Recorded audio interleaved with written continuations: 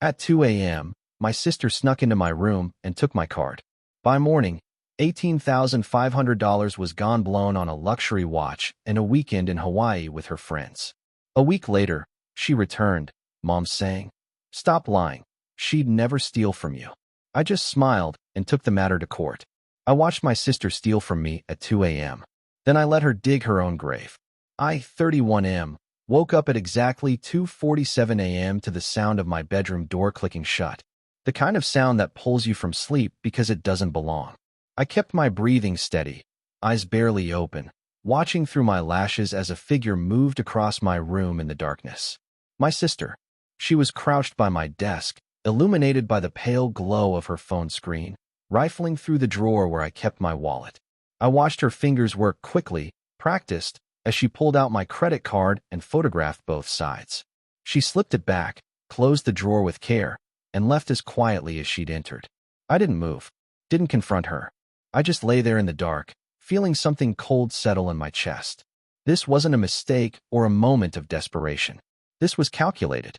By morning, I checked my banking app over coffee. $18,500. Gone. The charges rolled across my screen like a punch to the gut. A luxury watch from some boutique in Beverly Hills, first-class flights. A resort in Maui, restaurants, spa treatments. She'd burned through more money in 6 hours than most people see in months. I sat at my kitchen table, staring at the transactions, and something shifted inside me. This wasn't the first time she'd taken from me. It was just the first time she'd been stupid enough to think I wouldn't notice, or maybe she'd stopped caring whether I did. My sister had always been the golden child. The one who could do no wrong, whose failures were reframed as setbacks, whose victories, no matter how small, were celebrated like Olympic achievements. I was the reliable one, the one who worked 2 jobs to put myself through college, who paid off his debts, who bought a house at 28 while she was still living in Mom's basement at 33. When I called her that afternoon, she answered on the 4th ring, her voice bright and carefree.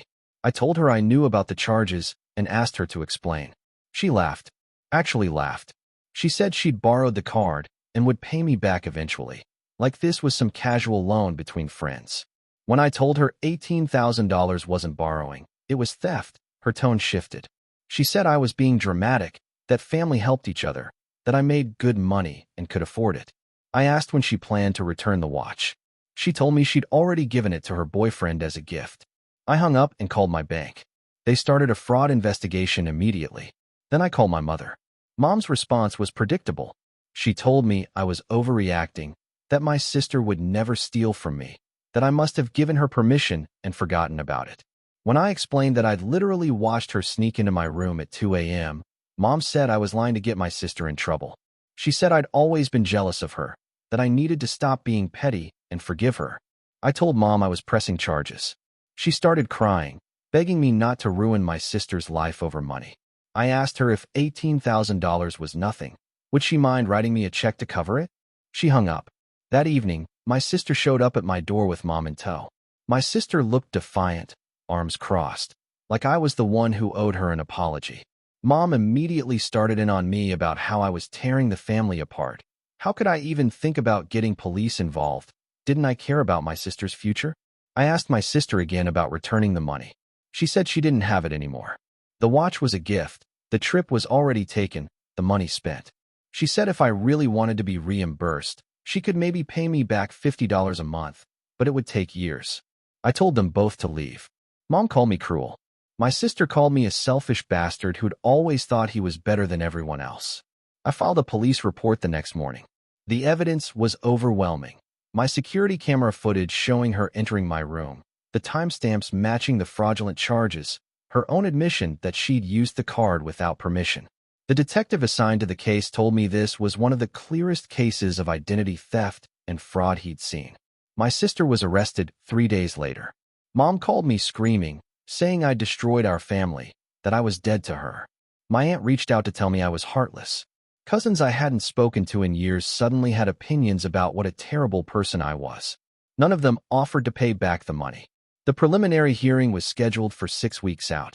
In that time, my sister hired a lawyer, paid for by Mom, naturally, who tried to argue that this was a family matter, not a criminal one.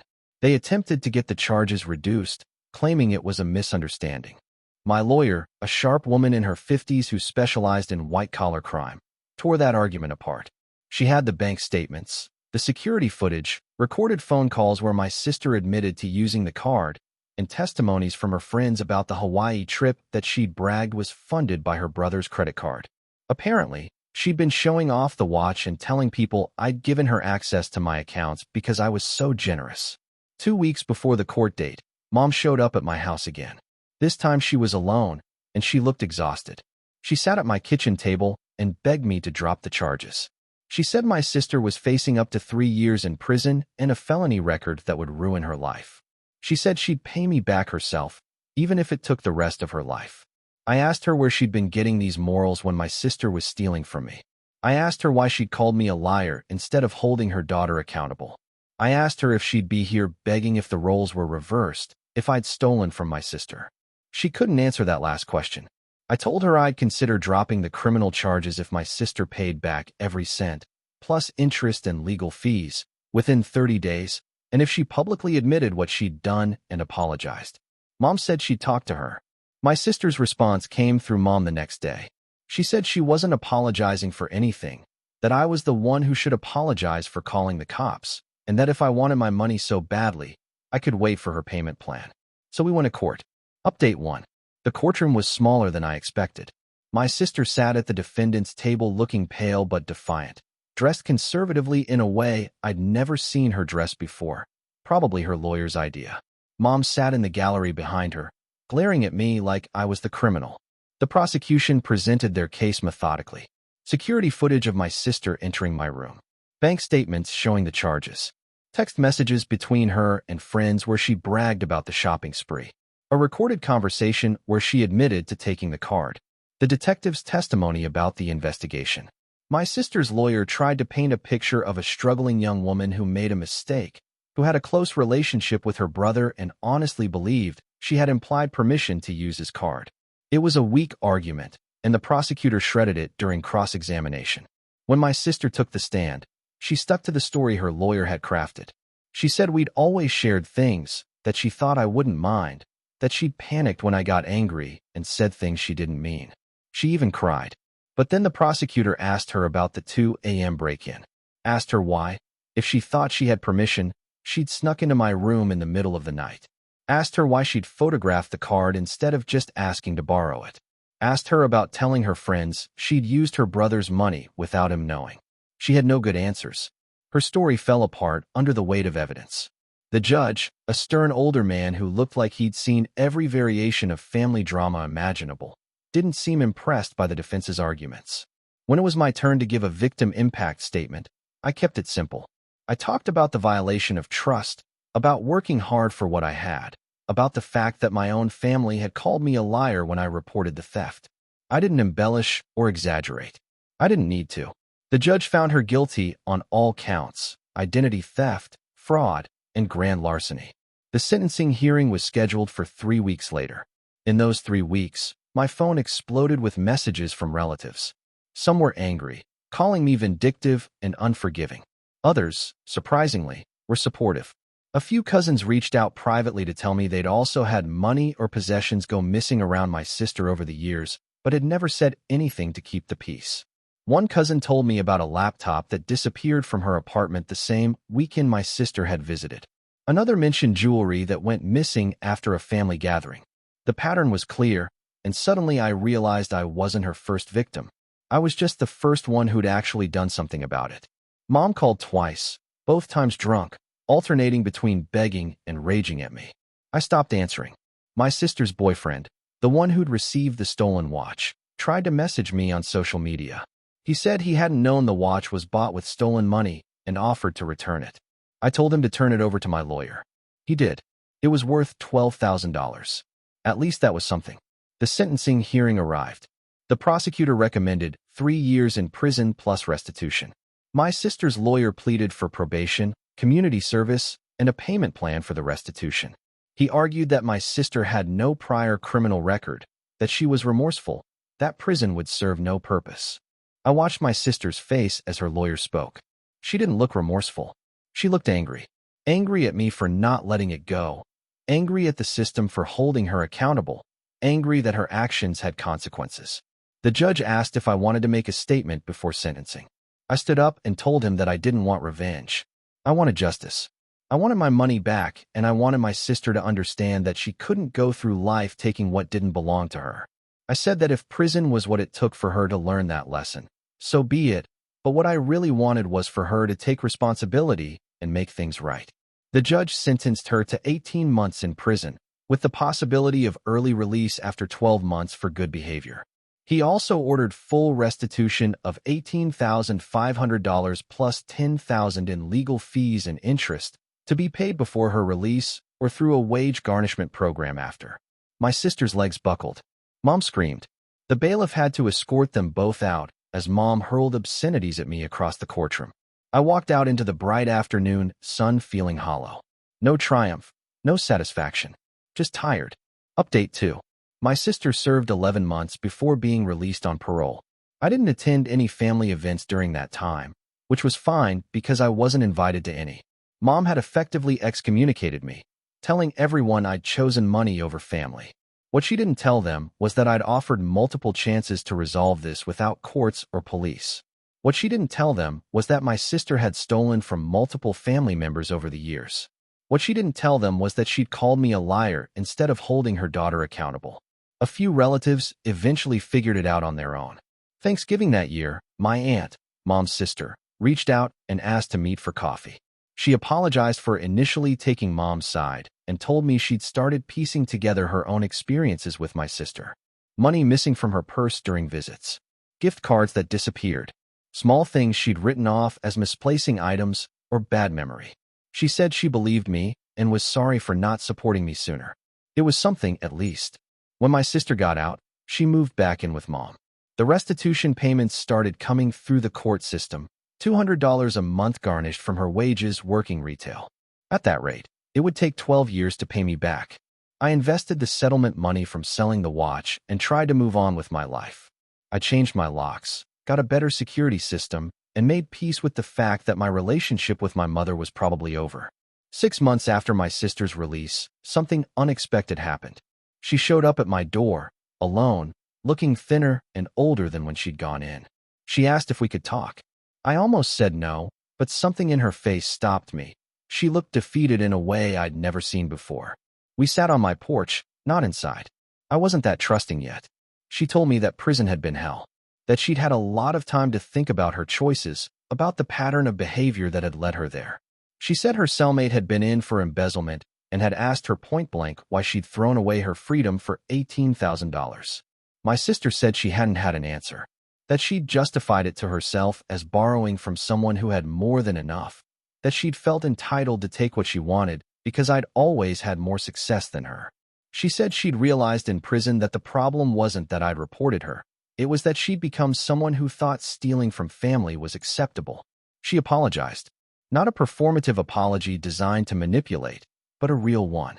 She said she understood if I never forgave her, that she didn't deserve forgiveness, but that she wanted me to know she was trying to become a different person. I didn't know what to say. Part of me wanted to tell her it was too little, too late.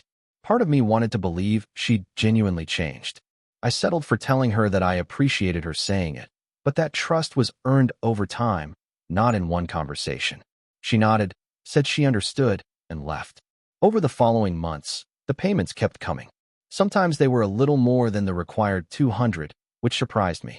My sister got a second job and started making additional payments when she could. She didn't ask for recognition or praise. She just quietly paid down the debt. A year after her release, she'd paid back about $8,000, still a long way from the full amount, but more than I'd expected. She'd also started attending therapy and had cut off her old friend group, the ones she'd taken to Hawaii on my dime. Mom, meanwhile, refused to speak to me. I heard through relatives that she blamed me for my sister's criminal record, for her difficulty finding better employment, for everything.